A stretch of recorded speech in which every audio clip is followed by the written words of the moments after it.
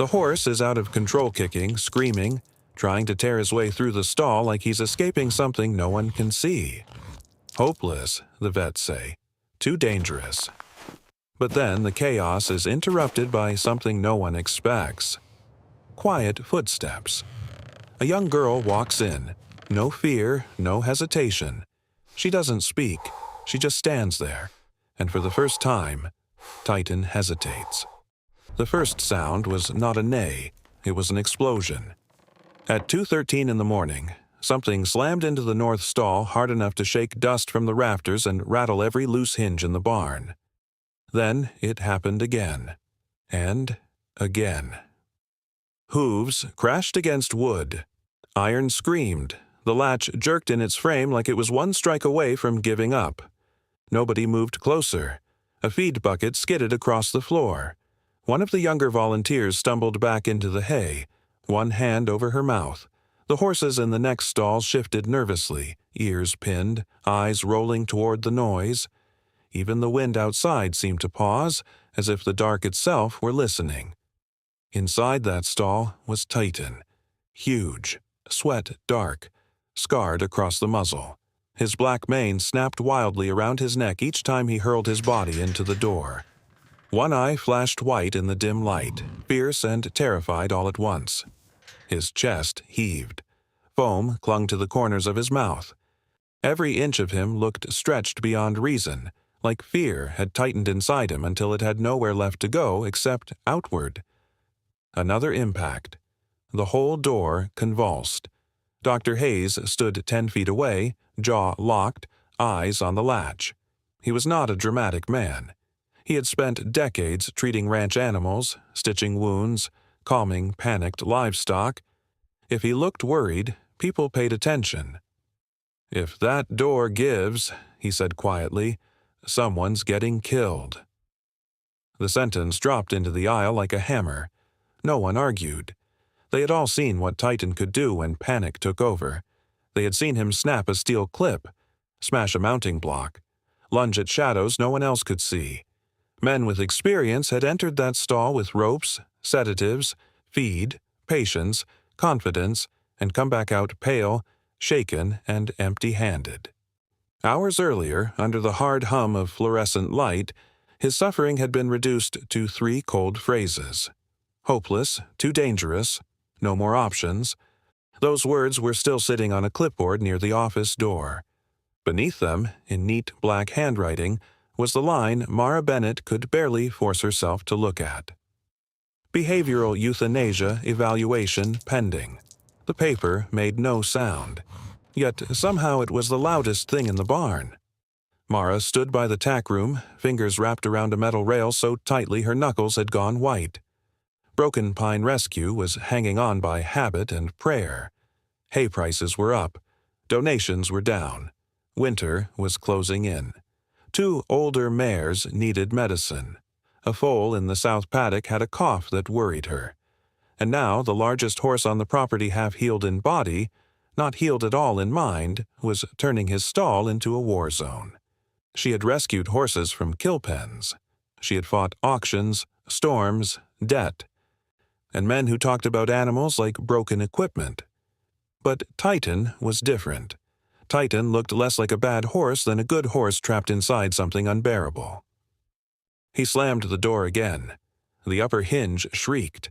The trainer near the wash station muttered, "He's gone." But Titan was not gone. That was the tragedy. He was still there, inside all that terror, fighting with the only language pain had ever left him. His body carried the evidence. Rope burns hidden beneath mane, a scar beneath the jaw, hair grown back wrong in old wound lines, a shredded halter tag with part of a ranch name still attached, like the truth itself had tried to tear free before he arrived. Nobody knew the full story yet, but everyone knew enough. Enough to understand that Titan's violence had not come first. Something had happened to him before this. Something cruel enough, repeated enough, that now every fast movement, every male voice, every hard step outside his stall felt to him like the beginning of another hurt. Mara swallowed. "Everybody back up. Now." Boots scraped the floor. No one needed telling twice.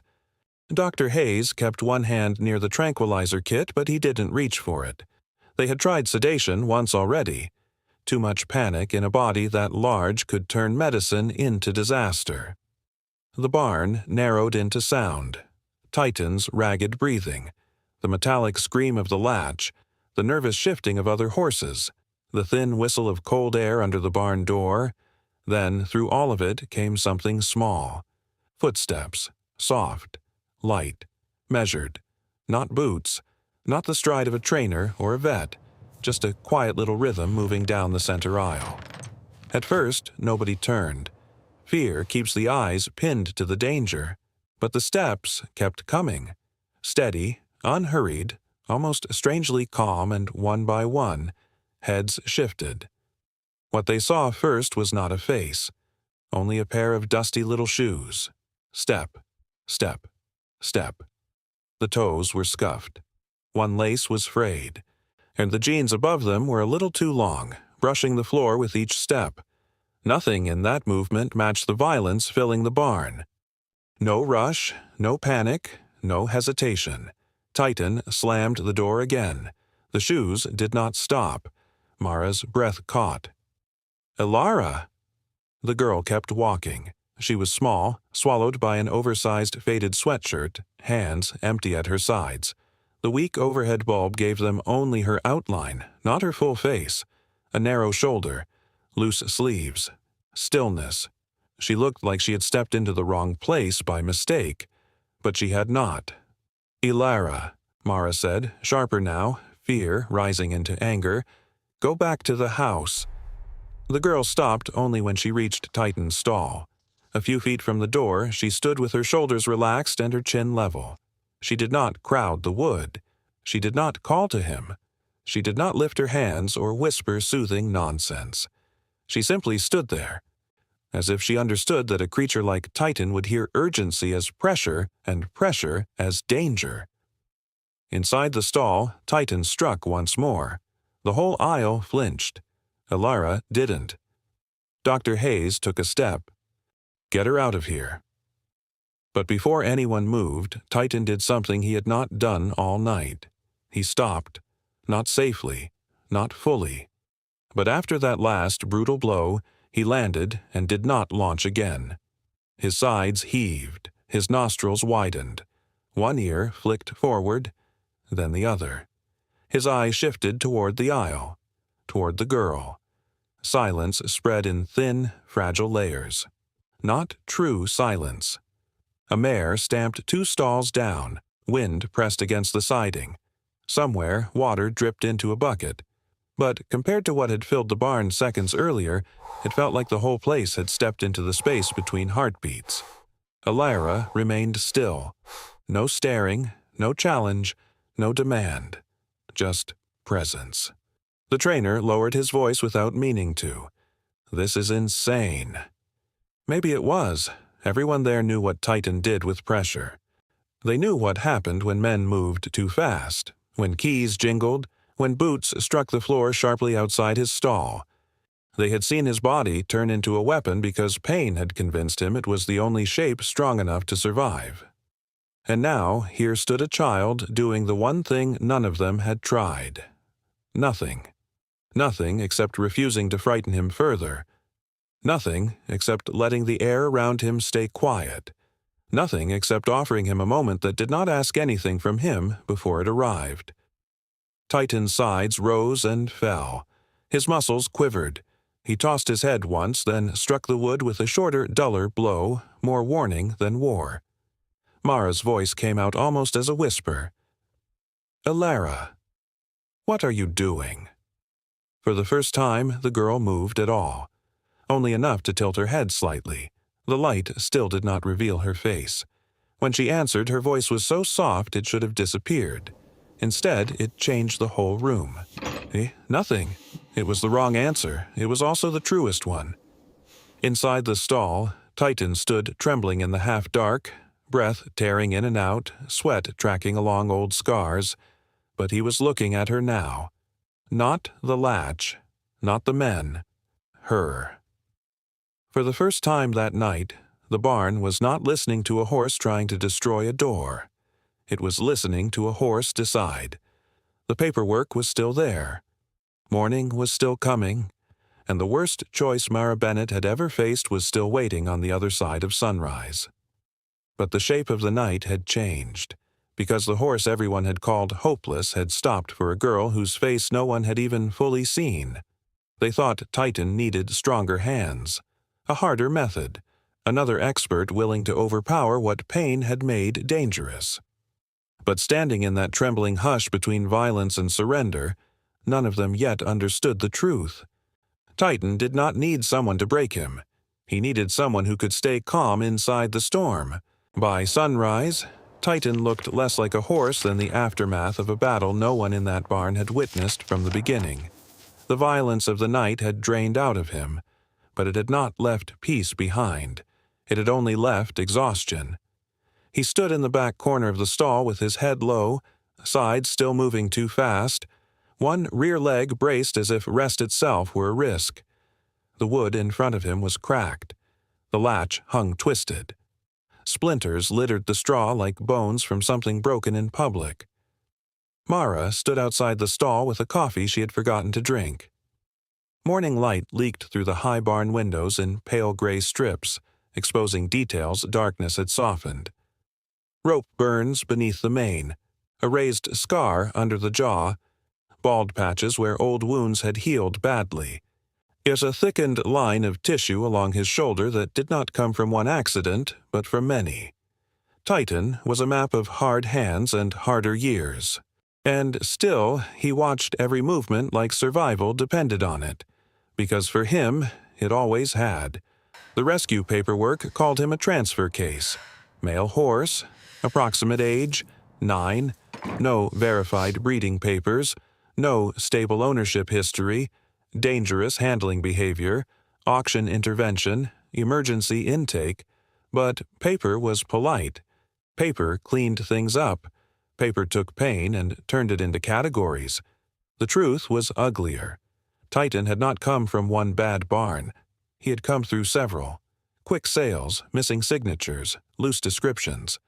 A trail of paper-thin transfers that looked legal from a distance and rotten up close. Someone had moved him fast, then faster, like they were trying to keep his body from staying in one place long enough for anyone to ask questions. Dr. Hayes asked questions anyway. That morning, he stood beside the tack trunk with Titan's intake file open, reading each page with the slow, grim patience of a man who knew that records sometimes lied, but scars usually didn't.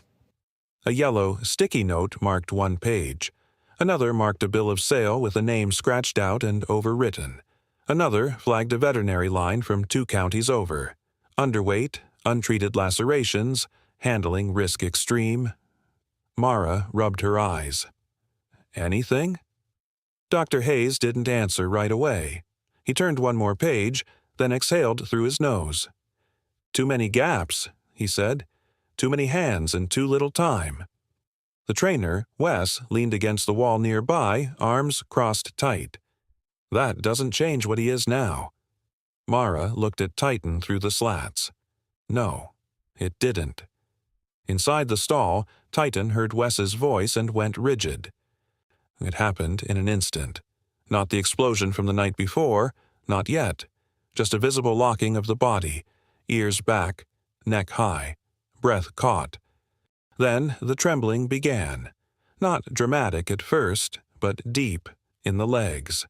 A massive animal, all muscle and bone and power, shaking like something cornered. That was the part that stayed with Mara. Not the striking, not the noise, the shaking. Because rage was easier to fear than trembling. Rage let people feel justified. Trembling demanded that they notice the wound underneath it. Step back, Dr. Hayes said quietly. Wes frowned. I'm not even near him. It's your voice. Wes went still. My voice? Titan's breathing grew sharper. He tossed his head once, then hit the side wall with a short, violent jolt. Not to attack, but to warn. To create distance. To survive the sound of something his body had already learned to dread. Mara felt her stomach sink. Human hands meant pain. Male voices meant danger. Hard footsteps meant get ready. And Titan had not become aggressive because he was born wrong. He had been taught. The realization settled over the barn like cold weather. There were other clues, too. The shredded halter tag Dr. Hayes had clipped into the file the night before. Only part of the ranch name remained, the rest torn away. On the back of one transport slip, there was a phone number that no longer worked. On another, a seller's name appeared once and vanished everywhere else. It was not enough to prove the whole story, but it was enough to suggest one. Someone had wanted Titan gone, not because he was worthless, because he was evidence. Mara looked toward the office where bills sat in an unpaid stack beside a jar of donation cash and 3 feed invoices marked urgent. Broken Pine Rescue did not have room for mysteries. It barely had room for mercy. Every stall was full. Every bale of hay had a number attached to it. Winter would not care that Titan had been failed before he got here. And yet none of that changed the fact that when she looked at him, she did not see evil. She saw a horse bracing for the next blow. The county saw something else. At 8:40 a.m., the call came in. Mara took it in the office with the door half open, though everyone in the barn heard enough. High-risk case, behavioral file received, official review pending. Animal control would revisit within days unless handling conditions changed. Public safety took priority. Liability exposure was now documented. Liability exposure. Mara thanked the woman on the phone, hung up, and stood still for a long moment with one hand on the desk. That was how these things happened. Not in one monstrous decision, in tidy language, in clipped procedures, in forms designed to make endings sound reasonable. When she came back into the aisle, Elara was already there. The girl sat cross-legged on an overturned bucket outside Titan's stall, a paperback open in her lap. She wasn't reading loudly. He wasn't even looking at him, just sitting in the patch of light near the door as if the morning belonged to both of them. Mara stopped. "Who told you to come back?" Elara turned a page. "Nobody." "That's not what I asked." Still, the girl didn't argue. She only lifted her eyes for a second, then back to the page. Calm. Not defiant. Just present in that strange, unshakable way of hers. Inside the stall, Titan watched her. Not relaxed, not trusting, but watching. And he was not trembling. Wes noticed it too. Unbelievable. "No," Dr. Hayes said. "Believable." Wes looked at him. Dr. Hayes closed the file. "You stop pushing a frightened animal. Sometimes it stops acting like it's under attack." Mara let out a breath she hadn't realized she was holding. Titan lowered his head a fraction. Not much, just enough to nose the straw near the front of the stall. His ears flicked toward the girl as she softly turned another page. Why, that tiny sound, the dry whisper of paper, seemed to move through the space without threatening it. Mara remembered the horse from the night before, the crashing, the violent eye, the stall shaking like it might break apart. And now this. Not healing, not even close, but interruption, a pause in the pattern. Sometimes that was how survival began. Dr. Hayes stepped beside her and lowered his voice. "He's not attacking to win." Mara nodded faintly. "He's attacking," the vet said, "to survive what he thinks is about to happen." Mara looked at the county paperwork sticking out of the file folder under his arm. Behavioral euthanasia evaluation pending. The line had not changed. The clock had not stopped. If anything, the urgency felt worse in daylight. Night made room for hope. Morning asked for evidence. Could Elara become evidence? Could stillness become proof? Could one child sitting outside a stall outweigh months, maybe years of terror carved into a horse's body? Mara did not know. What she did know was this. Every time a man raised his voice near Titan, the horse shook. Every time Elara entered the aisle, he listened. That was not sentiment. That was data. and data might buy time. Outside, a truck passed on the county road. Titan flinched but did not slam the door. Elara kept reading. Her voice was barely above a murmur now, not performing for him, not soothing him on purpose, just letting words exist in the air without sharp edges. The barn held that fragile rhythm. Breathing, paper turning, a horse trying, for 1 minute at a time, not to be at war. Mara crossed her arms against the chill and stared at the battered stall door. Somewhere beyond the rescue, beyond the county forms and the unpaid feed bills and the ugly little trail of missing paperwork, there was a person who had made Titan into this. Someone who had used him, hurt him, then pushed him through enough fast sales and false records to make the damage look ownerless. But damage always belonged to somebody. And one day, and if Titan lived long enough, that truth might matter. For now, survival was enough. Dr. Hayes tucked the file under his arm and looked once more at the horse, then at the girl outside the stall. "We've got a problem," he said. Mara's mouth tightened. "I know." He shook his head slightly. "No, I mean a different problem." She frowned. He glanced at Elara. "For the first time," he said, "that horse has a reason not to fight." Mara followed his gaze. Titan had moved closer. Not to the door, not fully, but close enough that the morning light touched the scars along his face. Close enough that if he wanted to, he could have lunged. He didn't. He stood there, ears flicking toward the sound of a quiet page turning, breathing hard but steadying, his fear no longer exploding in every direction. And for the first time since Titan had arrived at Broken Pine Rescue, Mara felt something more dangerous than dread rise in her chest. Hope, because hope made promises. Hope made people try one more time. Hope made losing hurt worse. Inside the stall, Titan lifted his head and looked not at the adults, not at the door, not at the world that had taught him to survive by violence, but at the girl who had asked nothing from him. He was still a risk, still one bad moment away from disaster, still one county decision away from the end. But standing in that cold morning light, with the file still open and judgment still coming, Mara understood the truth no paperwork could capture. Titan was not fighting because he was hopeless. Titan was fighting because somewhere inside him he still believed his life was worth defending. Elara did not arrive at Broken Pine Rescue like a hero. She arrived like someone trying not to take up too much space. The first week Mara barely noticed her beyond the chores that got done quietly and without reminders. Water buckets filled, feed pans scrubbed, a loose chain rehung, a frightened pony coaxed back into its pen without drama. Elara moved through the barn the way some people move through thunderstorms carefully, listening more than speaking, always aware that one wrong sound could change the whole room. She was 13, maybe 14 if the light hit her face the right way, all narrow shoulders and patient eyes. She wore the same 2 sweatshirts in rotation, both too big for her, both with sleeves she tugged over her hands when adults argued nearby.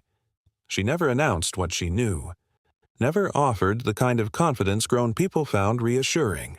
And yet there was something about her stillness that made panic feel slightly embarrassed to keep shouting in front of her. Mara had seen kids volunteer before. Most came for the animals they could pet, the ones that looked grateful, the ones that didn't slam stall doors at 2 a.m. like they were trying to escape the world. Titan was different. And from the moment Elara stopped outside his stall that first night and the chaos cracked open around her, Mara knew this was the one horse she should keep the girl away from. Which was why seeing Elara there again the next afternoon made irritation rise before fear had even finished forming. The girl had dragged a small wooden chair from the office corner and set it 6 feet from Titan's stall. Not at the door, not close enough to crowd him, just near enough to be present.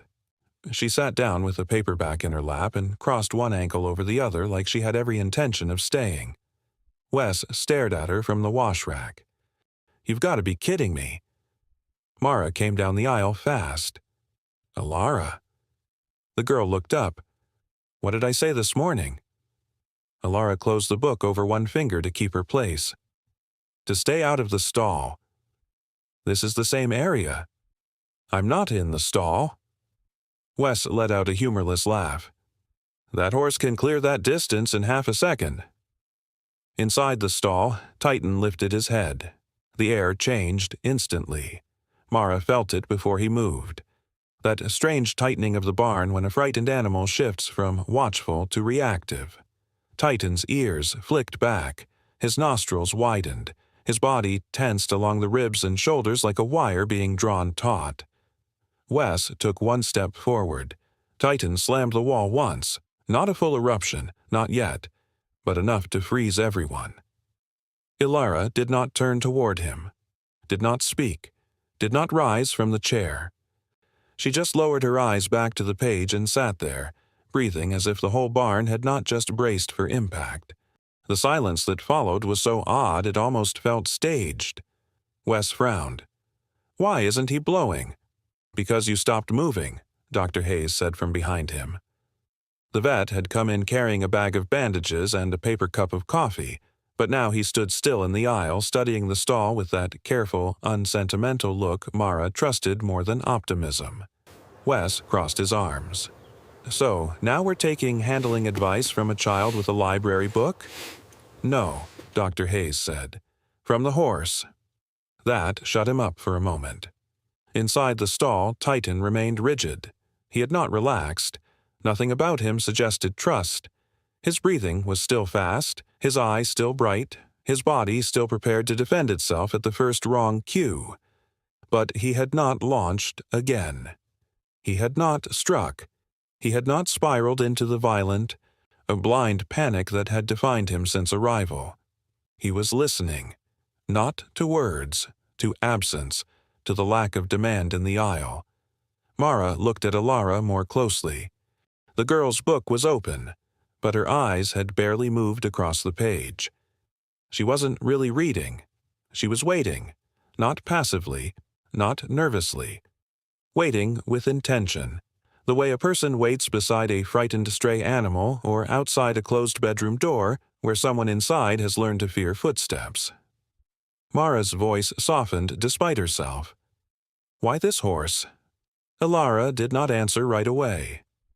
Wes snorted. "Because she doesn't understand what he is."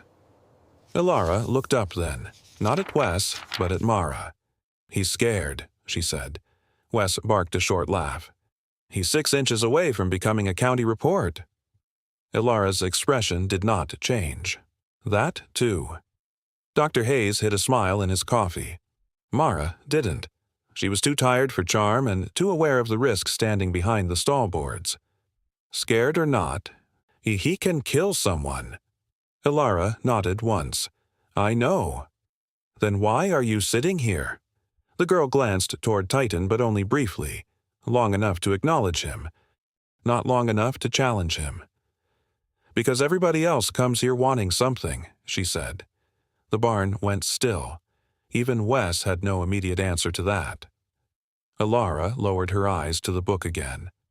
A halter, a shot, a test, a reaction. Proof he's dangerous. Proof he's getting better. Everybody comes asking him for something before he even has a chance to breathe. Mara felt the words land harder than she wanted them to. Because they were true. Every human interaction Titan had experienced since arriving at Broken Pine had involved evaluation, intervention, management, risk. Necessary things, responsible things, but still demands. Dr. Hayes set his coffee down on a shelf. "And you're not asking?" Alara turned a page. "No." Inside the stall, Titan shifted his weight. Mara's body tensed automatically, but the move was small.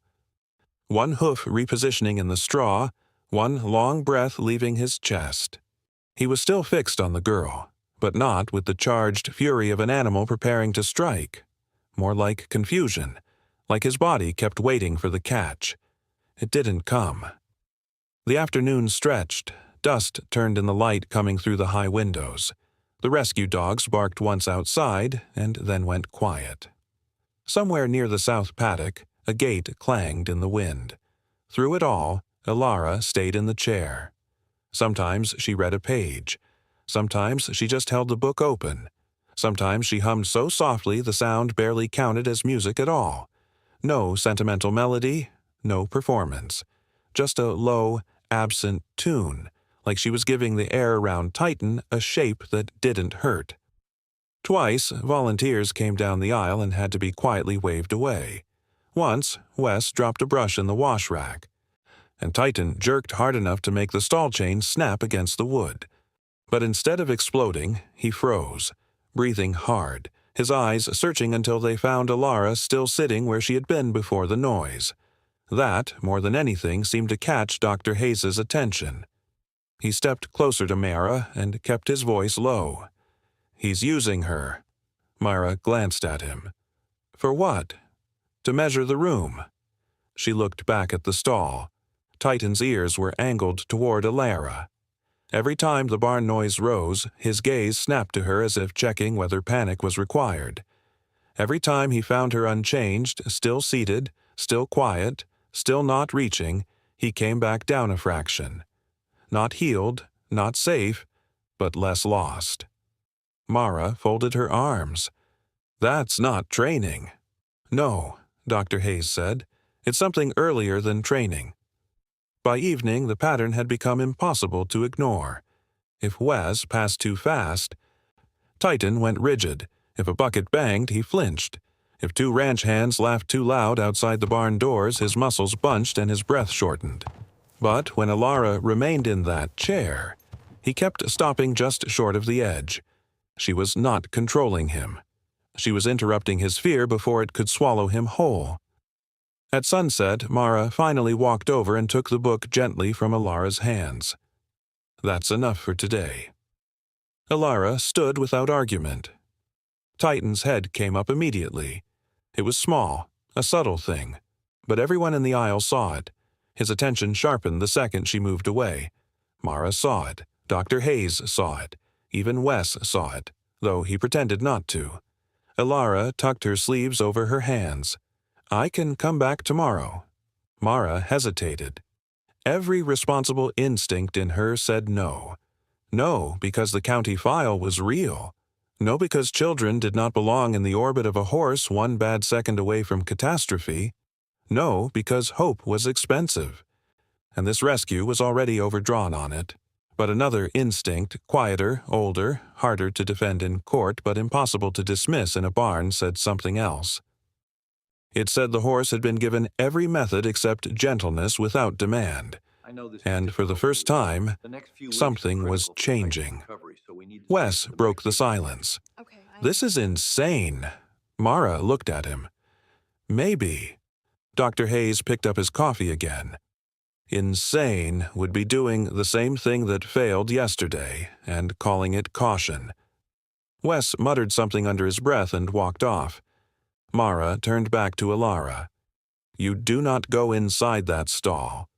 "I know. You do not touch him." Ilara nodded. "You do not get closer unless I say so." Another nod.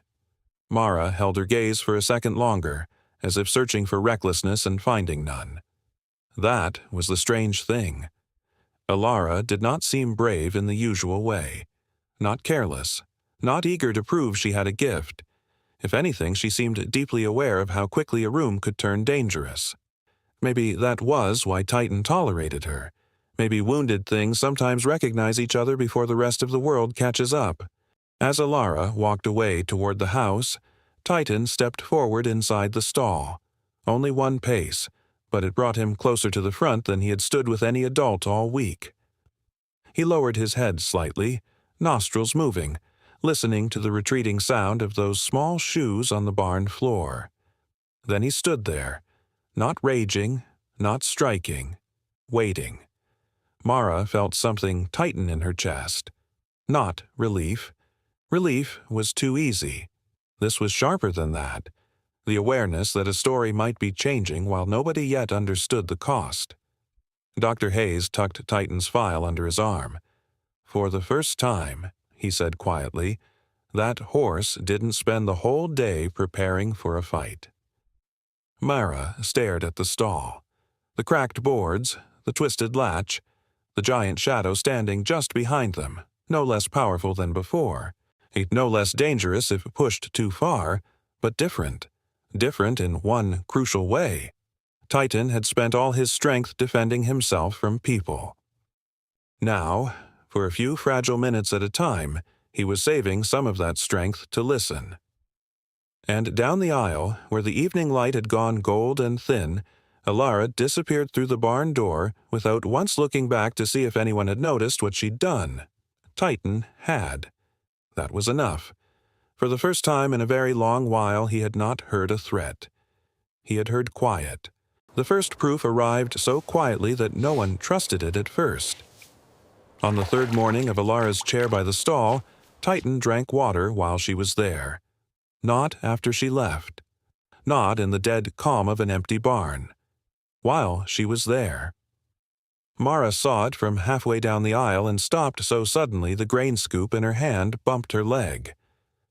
Titan had been standing near the back wall, rigid as usual, watching every movement around him with that bright, guarded stare that made even ordinary chores feel like risk. Alara was in her chair with the same paperback open in her lap, one boot tucked beneath the rung, her posture loose, almost careless if you didn't know how carefully she held herself. Titan lowered his head to the bucket. Mara forgot to breathe. The horse took one cautious pull of water, lifted his head, listened to the room, and then drank again. It was such a small thing, such a basic thing. But fear had made even simple needs feel dangerous to him. Drinking meant lowering his head. Lowering his head meant surrendering vision. Surrendering vision meant vulnerability. And vulnerability, somewhere in Titan's buried understanding of the world, had always come with a cost. Yet here he was, drinking, while a human sat 6 feet away. Dr. Hayes noticed it too. He did not smile. He only nodded once, the way men like him did when hope felt too fragile to touch with words. "That's one," he said. Mara glanced at him. "One what?" "One crack in the wall." By afternoon, the barn had begun to orbit that small miracle. Volunteers walked softer near the north stalls. Even Wes kept his voice lower than usual, though the effort made him look irritated with himself. No one wanted to disturb whatever invisible thread had begun forming between the scarred horse and the quiet girl with the worn shoes. But fear does not leave in a straight line. It circles. It doubles back. It waits for the old trigger. The second clue came just after lunch. A delivery driver pulled up outside with 2 bales of emergency hay and strode into the barn without knowing the rules. Heavy boots, male voice, fast movement. He called out a cheerful, careless, "Anybody here?" before Mara could stop him. Titan reacted instantly. His head snapped up. His whole body locked. Then came the trembling. Not the striking, not the explosion. The trembling. It moved through him in waves, visible first in the front legs, then deeper along the ribs and shoulders. A giant animal, broad as a truck hood and strong enough to crush bone, shaking where he stood as though the air itself had turned violent around him. His nostrils flared. His breath broke short and uneven. He bared his teeth, but not like a predator. Like prey trying to invent a shape that could frighten danger away. The driver stopped cold. "What the—" "Out!" Mara snapped. The man backed up at once, muttering an apology, boots suddenly much softer on the boards. But the damage had already been done. Titan hit the side wall with one brutal jolt, then another. Not because he wanted out, because he wanted distance. He wanted the room to widen. He wanted the voice gone. Straw kicked beneath him. The chain on the door snapped tight. Alara did not rush in, did not call to him. She simply set her book down and remained exactly where she was, hands resting loosely in her lap, body angled slightly away so she would not look like one more pair of eyes trying to corner him. Titan's gaze jerked to her. His breathing stayed ragged. The trembling did not stop right away. But it changed. Not vanished. changed. He kept looking at her between each panicked glance toward the aisle, as if checking whether terror was still necessary. And when she did not move, when she did not rise, did not crowd, did not demand, he stopped striking the wall. And the whole barn seemed to exhale around him. Wes stared. He wasn't angry. Dr. Hayes kept his eyes on Titan. No, he was scared. The vet nodded once. Fear wearing teeth. Mara looked at the stall and felt the truth settle deeper than before. Titan didn't explode because he loved violence. He exploded because his body had been taught that certain sounds, certain voices, certain kinds of men meant pain was seconds away. And, worst of all, the lesson had worked too well. Later that evening, Dr. Hayes spread the paperwork across the office desk under the yellow lamp. Mara stood beside him with her arms folded while the rest of the rescue sank into dusk outside. The pages were thin, crooked, and full of silence in all the wrong places. A transfer receipt with no signature. A sale date that didn't match the transport log. One ranch name typed, another handwritten over it. A veterinary note from months earlier describing untreated wounds and severe weight loss, but no follow-up owner contact attached. "It's dirty," Mara said. Dr. Hayes adjusted his glasses and studied the halter tag sealed in a plastic sleeve. Only part of the name remained visible. Red Creek something, or Red Ridge. The rest had been torn away. "More than dirty," he said. "Sloppy in a hurry." Mara looked at him. Meaning somebody wanted him moved. Fast. Too fast for records to settle.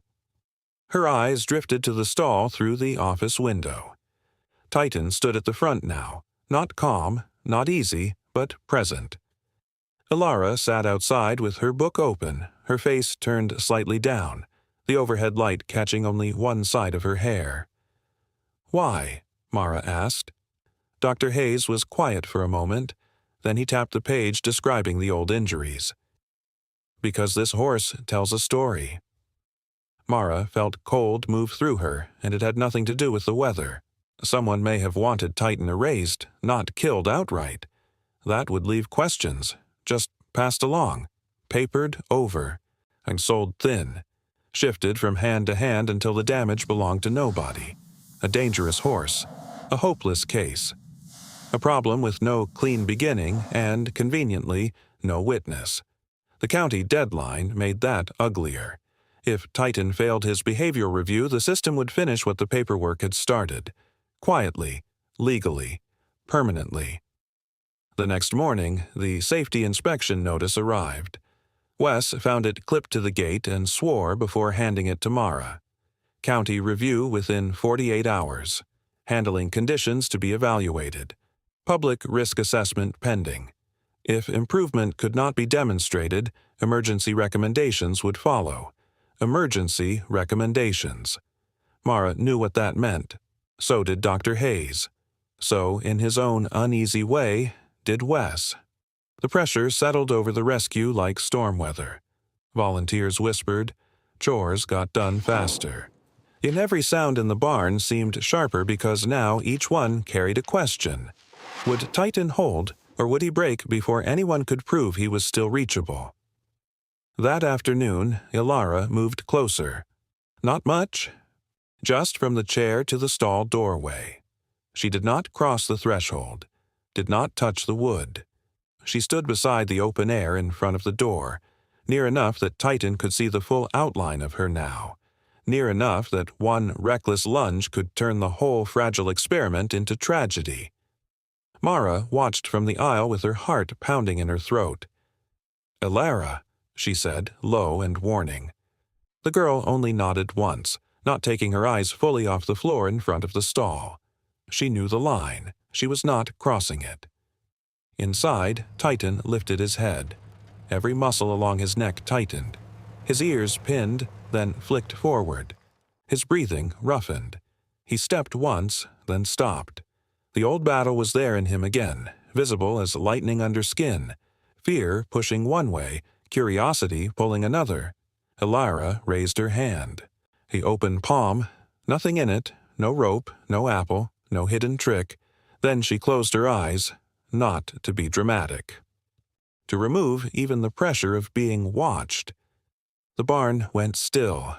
Mara could hear the wind on the siding, a horse stamping in the far stall, the blood in her own ears. Titan stood there trembling, his scarred face turned toward that small open hand, as if every terrible lesson written into his body had come down to this single, unbearable choice. Destroy the gentle thing, or trust it. And for one suspended second, no one in the barn knew which way the past would win. The county truck came earlier than Mara expected.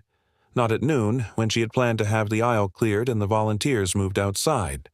Not after lunch, when Dr. Hayes could stand exactly where he wanted and control the angles of the room.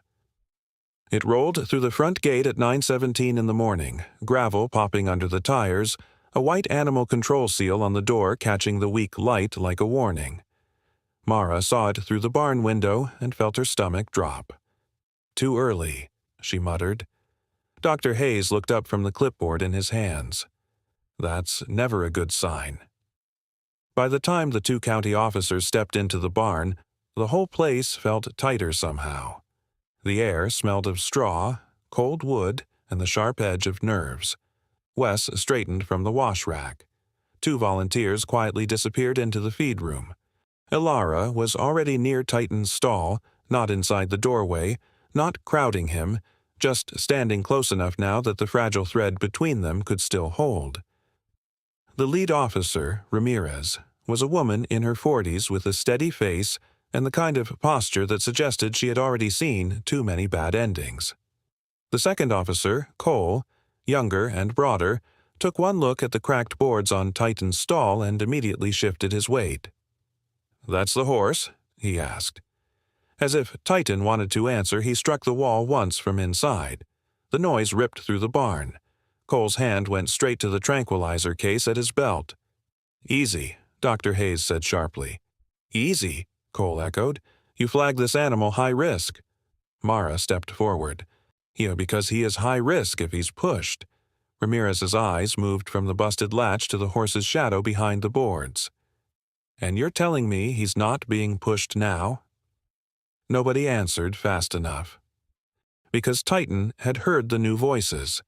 His breathing changed first, deeper, harsher, air dragging in and out of him with that old broken rhythm they all recognized now. Then his body tightened, head high, neck rigid, one foreleg scraping the straw. He didn't launch, not yet, but the panic was climbing him fast. Cole unclipped the tranquilizer pouch. "If he charges that door, I'm not waiting." Then he saw Ilara. His face changed instantly.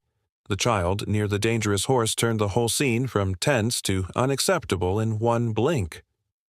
"What is she doing there?" he snapped. Mara turned. "Ilara, back up." But Ilara didn't move, not because she was disobeying, because she was listening. Titan had gone beyond looking at the officers. His gaze had already cut back to her. The tremor had started low in his legs again, running upward through all that huge, frightened strength. He struck the wall once, then stopped, nostrils flaring, ears pinned so tight they nearly vanished into his mane. Cole took one step forward. Titan surged. The stall door boomed hard enough to make a volunteer scream in the feed room. Cole's hand snapped toward the dart gun. "Don't," Dr. Hayes barked. Ramirez caught Cole's arm. "Hold. You want to wait until he kills somebody?" "No," she said. "I want to know what he's reacting to." The barn was suddenly all sound. Titan's breathing, the scrape of boots, the metal click of a weapon half raised, the wild pounding of Mara's heart. Ilara stood in the middle of it like the only thing not trying to overpower the moment. She did not argue with the officers, did not say, "Trust me," did not plead. She simply breathed, slow enough to see. One inhale, one exhale. Her shoulders lowered with it. Her hands stayed loose at her sides. Titan hit the door again, but this time, after the impact, he froze. And his body was still a storm, his eyes were wide, his breath came ragged and sharp. But the blind forward drive stalled out, as if something in the room had interrupted the old command in his blood. Run first, strike first, survive first. Ilara lifted her hand. Open palm. Nothing in it. Cole stared at her like she had lost her mind. Ramirez didn't speak. No one did. The barn went so quiet that for the first time, everyone could hear what Titan actually sounded like beneath the violence. Not furious. Terrified. His breath shuddered in his chest. Not angry. Fractured. The sound of a body braced for pain before it arrived. Ilara closed her eyes. Not dramatically. Not to prove anything. Just to remove one more pressure from the air. Titan stepped forward inside the stall. Mara felt every muscle in her own body lock. One more step and he would be close enough to hit the door again with full force. One more bad second and Cole would fire. One wrong motion from anyone in that aisle and all the fragile progress of the last few days would end right there, under fluorescent lights and county procedure. Titan stopped inches from the wood. He stood there quivering, head low now, then high, then low again, caught between instinct and something newer. His nostrils widened over the gap in the boards. His ears flicked once, twice. Ilara did not move. Hold it. That was what the whole barn seemed to do. Hold the breath. Hold the fear. Hold the second open long enough for something impossible to cross it. Titan leaned forward. Slowly. So slowly it almost hurt to watch. First the shift in weight, then the reach of the neck, then the scarred muzzle pressing through the space near the doorway, not striking, not testing the room for weakness, but searching. He hovered there. Inches from her hand. His breathing was loud now, not with rage, with uncertainty. With the raw, ugly effort of a living thing trying to do something harder than fighting. Trust. Ilara kept her palm open, eyes closed, still breathing. Titan sniffed once, twice, and then, with a gentleness so fragile it felt like the whole world might shatter if anyone made a sound, he lowered his muzzle into her hand. No one moved. No one dared. The contact was small, a scarred nose against a child's palm. That was all. But inside that touch was everything the adults in the barn had failed to give him before, a human moment with no demand attached to it. Titan stayed there. Not for a second. Longer. Long enough for the officers to stop seeing a monster and start seeing a choice. Long enough for Wes to lower his arms. Long enough for Mara's eyes to fill before she even realized she was crying. "He's," she whispered, voice breaking. "He's choosing her." Ramirez let out the breath she had been holding. Cole stared at the horse, then at the dart gun in his hand, suddenly looking less certain of every conclusion he had walked in with. Dr. Hayes spoke quietly, but no one missed it. "That's your evidence." Titan's muzzle remained in Ilara's palm. The barn seemed to lean around that single point of contact. Dust drifting in the light. Horses down the aisle gone still. Wind pressing softly at the walls. Even fear itself felt forced to wait. Then Titan lifted his head a fraction. Cole tensed immediately. Ramirez caught it. Easy. Titan did not strike. He did not bolt. He only breathed, heavy and uneven, and looked at Ilara as if he had crossed a distance larger than the stall, larger than the barn, larger than anyone there fully understood. But the danger had not vanished. That was what made the moment real. Titan was still powerful, and still unstable if triggered, still a horse with enough trauma in him to break wood and bone if the wrong person pushed at the wrong time.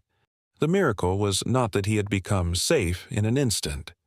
The miracle was that he had stopped long enough to show them he wanted to be. Cole finally lowered the dart gun. Ramirez stepped forward one pace, no closer. "I need this understood," she said, voice calm but firm. "If he bolts or strikes, this ends right now." Mara nodded. Dr. Hayes nodded. Ilara said nothing. She was still standing there with her hand open, Titan's breath warming her skin, as though she understood that words now would only be for the humans. The horse had already said what mattered. For the first time since Titan arrived at Broken Pine Rescue, the county had not witnessed a problem beyond help. They had witnessed a frightened animal choose restraint over terror. Ramirez looked at the cracked stall door, then at Dr. Hayes. "Hey, can you document progress?" "Yes." "A plan?" "Yes." "Daily handling notes, restricted access, safety conditions?" Mara found her voice. "Yes, all of it." Ramirez glanced once more at Titan, then at Alara. What she saw there seemed to change something behind her eyes. Not sentiment, not softness, just the recognition that sometimes the difference between a dead file and a living creature was one undeniable moment no form had room to describe. "We'll delay final recommendation," she said. Mara almost sagged where she stood. Cole looked at her. "That's it." Ramirez kept her gaze on the stall. "That's not it. That's time. Time. Not victory, not safety, not rescue completed and tied up with a clean ribbon. Just time." Sometimes that was the most merciful thing the world had to offer. Titan withdrew his muzzle at last, but only enough to remain near the doorway. His eyes were softer now, though still uncertain. His breathing was still rough, though slower. He had not transformed. He had revealed himself, and that was enough to stop death from signing its name today. The officers turned to leave, speaking quietly with Dr. Hayes about conditions, reports, follow-up review. Wes moved at last, as if his body had forgotten it was allowed. Mara wiped at her eyes with the heel of her hand and laughed once under her breath, the sound shaky and disbelieving. Alara lowered her hand. Only then did Titan shift back. Not in panic, in release. Like the hardest thing he had ever done was not fight. It was accept gentleness and remain standing afterward. Mara stepped to the stall slowly, stopping well short of the door. "You bought it, big guy," she whispered. More time, more chances, more mornings. Nothing had been solved.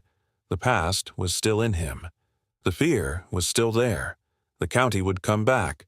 But the worst ending had stepped into the barn that morning ready to happen and then paused. Because one broken horse had rested his scarred muzzle in a little girl's hand and shown a room full of adults that hopeless was not the same thing as gone. Outside, the county truck started and rolled away. Inside, the barn held on to the silence Titan had created. Not the silence of fear. The silence after a door opens where everyone expected a wall. At the stall, Alara finally opened her eyes. Titan was still watching her, and for the first time nobody looking at them could mistake what had happened. He had not surrendered. He had chosen. Time, once granted, became something Mara guarded like a flame in high wind. By the next morning, Dr. Hayes had a probation plan written in tight, careful lines. Restricted access, controlled routines. No unnecessary male handlers near the north stall. Daily behavioral notes. Feed times logged. Stress triggers documented. Veterinary follow-up every 48 hours. If the county came back, Broken Pine Rescue would not offer them a story. It would offer proof. And proof, at first, looked almost painfully ordinary. A halter hanging untouched on the hook for 2 days before anyone even tried to bring it near him. A grooming brush set on the floor outside the stall so Titan could smell it without being cornered by it. A feed pan placed closer to the doorway, then farther back again when his breathing changed. Alara never rushed any of it. That was what began to separate her from everyone else. Adults wanted progress they could point at. A cleaner report. A safer stall. A visible milestone. Alara seemed to understand that Titan's fear did not move in straight lines. Some mornings he stood near the front of the stall and watched her turn pages. Some afternoons a dropped bucket sent him spiraling hard enough to crack the wall with his shoulder. But even on the bad days, there was now a way back. That was new.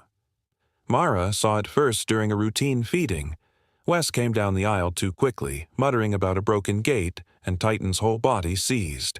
Head up, eye wide, breath sharp. The old panic started climbing him. Before it could crest, Ilara stepped into view outside the stall. She said nothing. She only stopped where he could see her. Titan's gaze snapped to her. His breathing stayed rough for several seconds. Then one long, shuddering exhale left him, as if his body had remembered, at the last possible moment, that not every fear had to become a fight. Wes stared. He's using her again. Dr. Hayes, writing notes on the clipboard, nodded. That's what healing looks like before it looks like healing. The first time Titan accepted the brush, no one called it a triumph. Dr. Hayes wouldn't allow that. Don't make him carry our hope and his own, he said. So they kept the moment small. Ilara stood outside the stall while Mara, slow and sideways, lifted the brush into view. Titan tensed immediately. His ears pinned. His nostrils widened over the old familiar shape of one more object that might mean control. Mara stopped at once. No pressure, no forcing. She lowered the brush to the straw and stepped back. Ilara stayed where she was. Titan stared at the brush for a very long time. Then, slowly, he stretched his neck and sniffed it. That was all. Just a scarred horse lowering his nose to a grooming brush in a quiet barn. But for Broken Pine Rescue, and it felt like watching a locked room open 1 inch. Over the next week, the proofs began to stack. A halter touched briefly to his neck, then removed before panic rose too high. A veterinary check done with Ilara standing nearby while Dr. Hayes listened to Titan's heart from outside the angle of direct threat. A wound along Titan's shoulder cleaned without striking because he spent the whole time tracking the girl by the door instead of preparing to survive the man with the medicine. And then, one cold morning, under a pale white sky, Mara opened the stall and Titan stepped out. Not dragged, not shoved, not sedated. He stepped out on his own, only into the small enclosed lane between the barn and paddock fence. Only for a few minutes, only because Ilara walked ahead of him without turning it into a test. Still, every person watching knew what it meant. A horse who once treated every doorway like a trap was choosing to cross one. Wes let out a low whistle. I'll be damned. Titan flicked an ear at the sound, but did not erupt.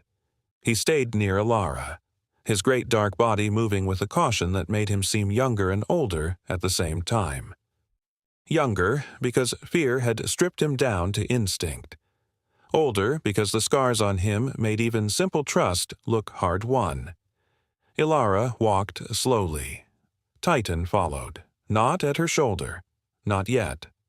A few careful steps behind, like he was measuring the shape of safety by her outline. That became the image people couldn't forget. Not the stall door violence, not the county truck. This, the so-called hopeless horse following a girl across winter dirt with his head lowered and his eyes soft enough to break your heart. Mara posted a single photo to the rescue page that afternoon because donations were falling again, and Hay didn't care about miracles unless somebody paid for them. In the picture, Ilara was only half turned away, Titan behind her. The lead rope loose, not tight. His attention fixed on her like she was the first thing in years that had not lied to him. The caption was simple. Titan's first calm walk. By evening, the post had spread farther than Mara expected. Comments poured in. Shares multiplied. A local reporter called asking if the rescue would allow a short feature on the dangerous horse no one thought could change. Donations began to trickle in, then build. Not enough to erase the bills, enough to make breathing easier. But visibility has a cost. Dr. Hayes understood that before Mara did. He came into the office the next day holding a printout from the local news site. The headline sat above the photo like a flare shot into dark country. Rescue horse once deemed hopeless makes remarkable turnaround. Mara smiled despite herself. That's good, isn't it? Dr. Hayes didn't smile back. It's helpful, he said. She read his face, then the smile faded. Titan's story was no longer hidden inside one struggling rescue barn. His scars were public now. His size, his improvement, his value, emotional and financial, suddenly visible to anyone who knew what to look for, anyone who had once wanted him gone. That afternoon, a trailer arrived carrying 2 newly rescued horses from a closed property line east of town. One mare came off trembling so hard she nearly sat down on the ramp.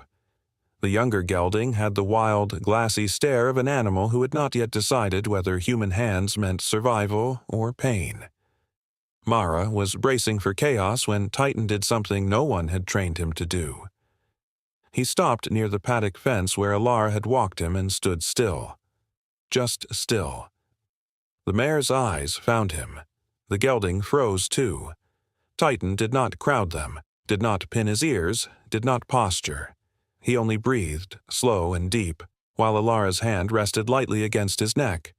Something in that calm traveled. Not instantly, not like magic, but visibly. The mare's breathing dropped first. Then the gelding stopped pacing. Wes watched from the gate, stunned. "You seeing this?" Mara nodded slowly. The horse that had once turned every room into a battlefield was now teaching other frightened animals how to stay in one place without falling apart. No speech could have explained it better. No trainer could have staged it. Titan had become the proof of his own story.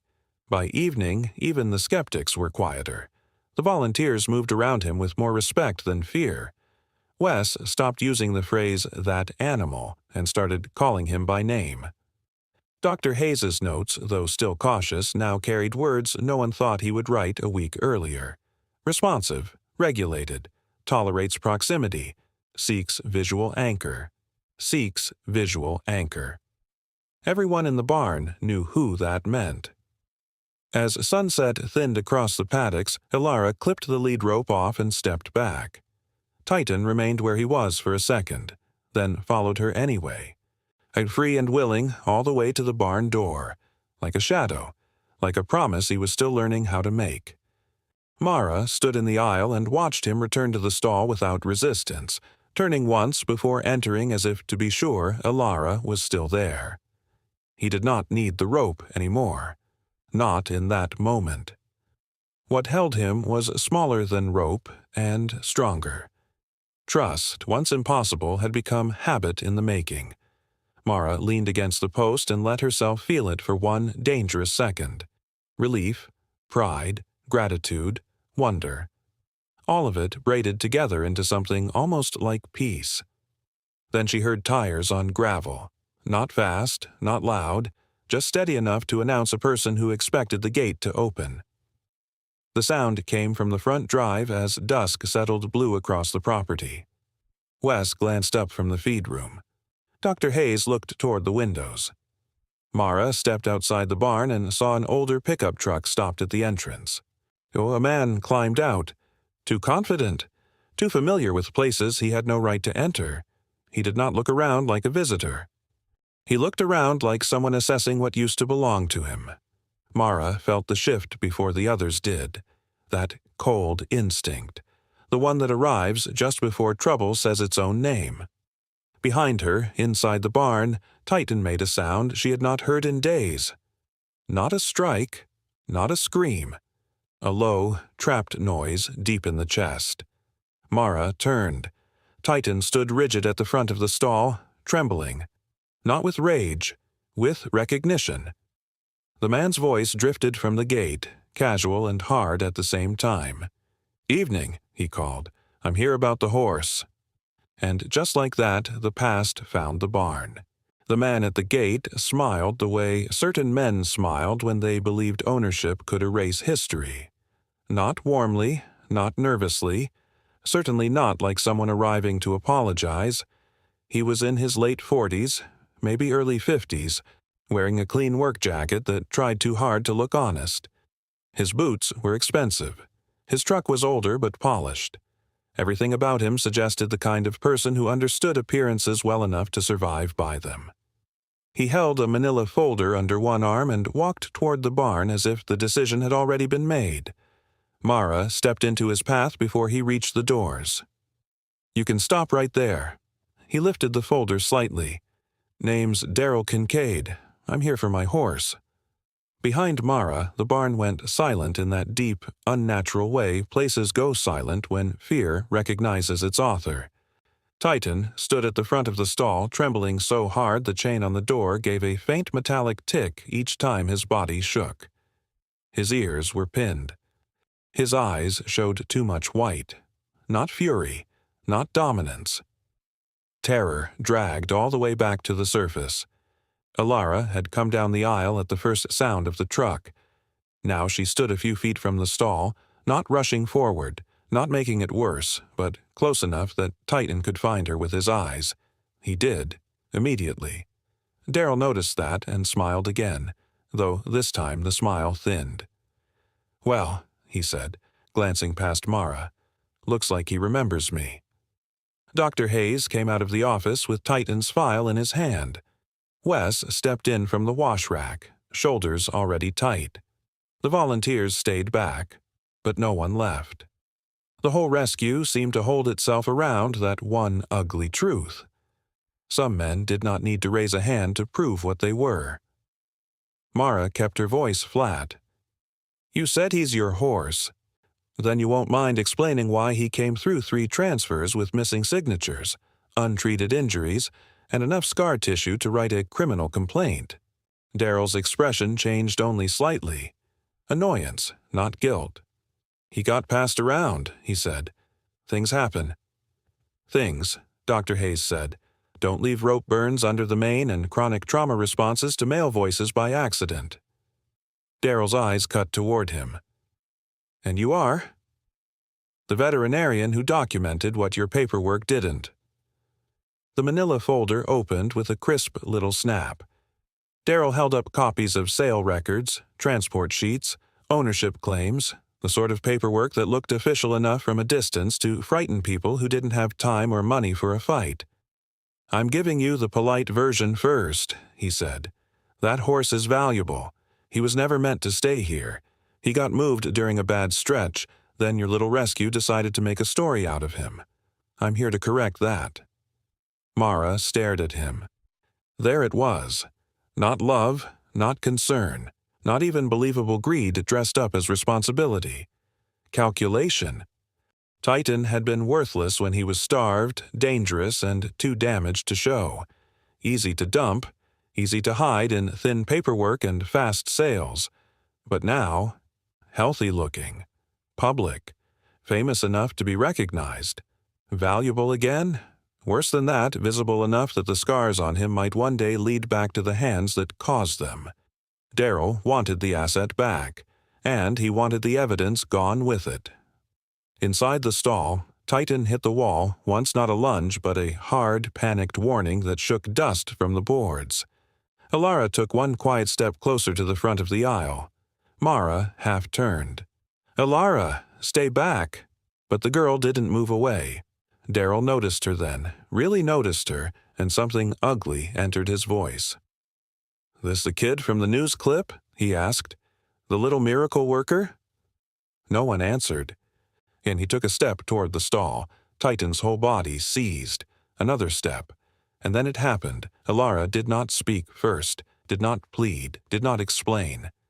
Daryl reached for the lead rope hanging by the stall, hand out like he still had the right, and Titan moved. Not toward him. Away from him. The giant horse stepped back, then angled himself behind Alara. Not hiding. Choosing.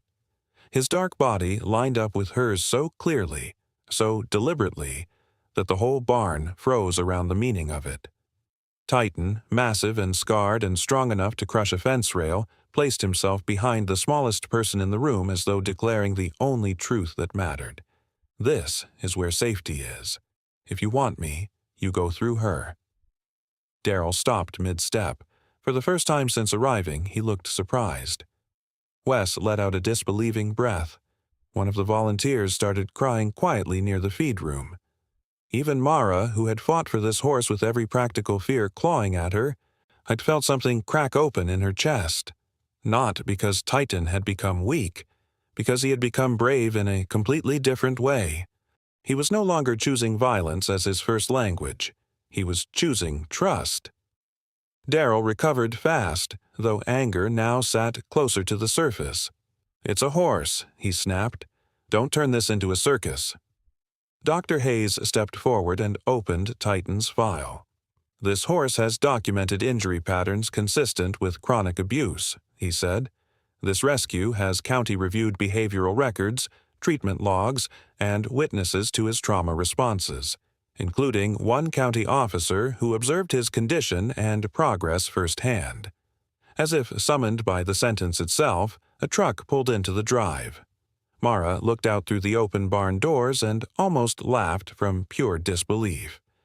Officer Ramirez stepped out. She had come for the scheduled follow-up review, but one look at the scene told her this was no routine visit. Her gaze moved from Darryl to Mara, from the folder in his hand to Titan trembling behind Alara. "Problem?" she asked. Darryl straightened, trying on charm like a jacket. "Just reclaiming my property." Ramirez didn't even look at him first. She looked at Titan. A horse tells the truth faster than people do if you know what fear looks like. Titan was not behaving like an animal seeing his rightful owner. He was behaving like a survivor seeing the shape of an old disaster. Ramirez stepped into the barn. "Mr. Kincaid, is it?" Darryl nodded once. She held out a hand. "Let me see your paperwork." He gave it to her with obvious confidence. She read in silence while Dr. Hayes handed Mara's copies of the county notes over beside it. Transport inconsistencies, medical observations, date gaps, the delayed euthanasia recommendation based on demonstrated behavioral change, witness notation from the day Titan placed his muzzle in Alara's hand, the rescue's care log, the probation plan. Darryl shifted his weight. "Look, with all due respect, this is a rescue making assumptions. That horse was difficult long before any of this." "Difficult," Ramirez said without looking up, "is not a legal category." Then she lifted her eyes to Titan.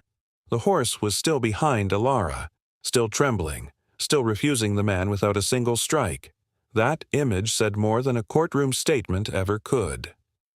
Mara found her voice then, and when it came hard. "You let him become this."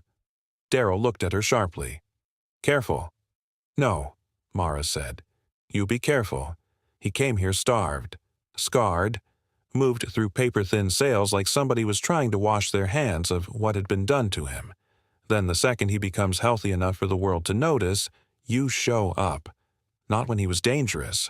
Not when he was broken. Now." Darryl's face hardened. "You have no idea what you're talking about." "I know enough," Dr. Hayes said. "And so does the county." Ramirez closed the folder. "This ownership trail is disputed at best," she said. "Given the animal's documented condition on intake and the inconsistencies in transfer records, you are not removing this horse today." Darryl stared at her. "You can't do that." "I can prevent the escalation of a contested animal welfare case on site," she said. "And I can advise the rescue to file formal abuse review with the documentation they already have." For the first time, Darryl looked less certain. He glanced once more at Titan, maybe expecting some old reflex of dominance to return. Maybe expecting fear to be the same thing as loyalty. But Titan did not step toward him. He stayed where he was, behind Alara, breathing hard, trusting the smallest person there more than the man who once held power over him. Darryl saw the crowd reading that truth on his face and understood finally what had slipped beyond his control. And it wasn't just the horse, it was the story. He had arrived to take back property. Instead, he had become the villain in a barn full of witnesses. His mouth tightened. "This isn't over." Ramirez's expression didn't change. "No, but it is over for today." Darryl snatched the folder back and turned toward the door. No one stepped aside for him out of respect. They stepped aside the way people step aside for something rotten they don't want brushing against them on the way out. His truck started a moment later. Then the sound faded down the road. Only after it was gone did the barn begin to breathe again. Ilara slowly turned. Titan remained behind her for a second longer, as if making absolutely sure the danger had left. Then, carefully, more carefully than anything that large should have had to learn, he stepped forward and lowered his head. Not to flee, not to fight, to rest. Ilara clipped the lead rope onto his halter with calm hands. He accepted it without resistance. His eyes softer now, the terrible trembling finally draining out of him in slow waves. Morning light slipped through the high barn windows, laying pale gold across the straw. Dust drifted in the beams. Somewhere down the aisle, a mare snorted and settled. The rescue, for the first time in days, felt like a place built for shelter again. Wes cleared his throat and looked away before anyone could see too much in his face. Dr. Hayes tucked Titan's file under his arm. Mara walked to the stall and fastened a new sign to the front with steady hands. Titan. Safe, with kind hands. She stepped back and looked at it for a long moment. A week earlier, that stall had held a horse everyone was preparing to lose. A file, a liability, a hopeless case. Now it held something else. Not perfection, not a fairy tale, not a miracle that erased damage. Something better than that. A living answer. The kind that proves the most dangerous-looking souls are often the ones wounded deepest. The kind that reminds the world that punishment is easy, fear is lazy, and real rescue begins where control ends. Titan stood beside Ilara in the morning light, head lowered, body quiet, his enormous strength no longer wasted on survival every waking minute. He had not been conquered. He had been understood, and sometimes that is the only doorway back to trust. Do you believe empathy can heal what force never could? Tell me below. And if you believe stories like Titans still matter, like this one, and subscribe for more moments where kindness becomes the turning point.